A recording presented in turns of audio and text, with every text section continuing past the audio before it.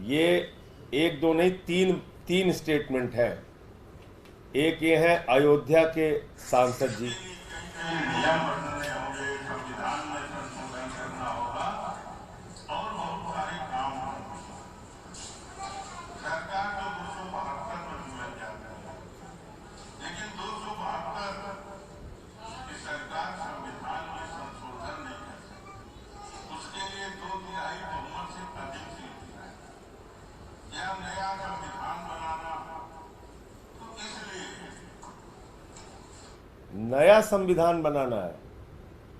ये तो बीजेपी के सांसद हैं, केंद्रीय मंत्री रह चुके हैं, राज्य में मंत्री रह चुके हैं, बीजेपी के सांसद हैं अयोध्या से। लल्लू सिंह जी का बयान है कि नया संविधान बनाना है। मैं बाबा साहब के प्रेमियों से, बाबा साहब के समर्थकों से, इस देश के वंचित शोषित वर्ग के लोगों से हाथ जोड़कर अपील करना चाहता हूं, उस वीडियो को बार बार सुनिए और लोगों तक पहुंचाइए। ये नया संविधान बनाना चाहते हैं, बाबा साहब के द्वारा लिखे गए संविधान को खत्म करना चाहते हैं। और जिस दिन बीजेपी नया संविधान बनाएगी, आरक्षण खत्म हो जाएगा इस देश के अंदर,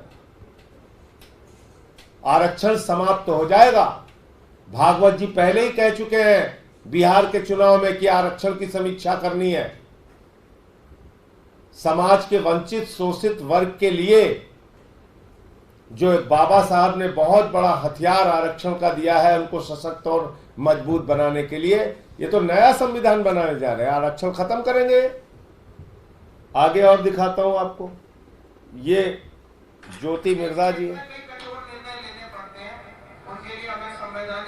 बदलाव करने पड़ते हैं। अगर संविधान के अंदर हमें कोई बदलाव करना होता है तो आप में से कई लोग करते हैं कि उसके लिए दोनों जो हमारे सदन है, लोकसभा और राज्यसभा, दोनों की उसके अंदर अमल चाहिए।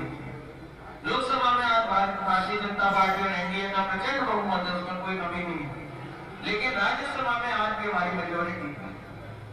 अगर इस बार तीसरी बार एनडीए की सरकार आती है तो शर्तियां राज्य, ये ज्योति मिर्जा है, ये भी कह रहे हैं संविधान बदलना है।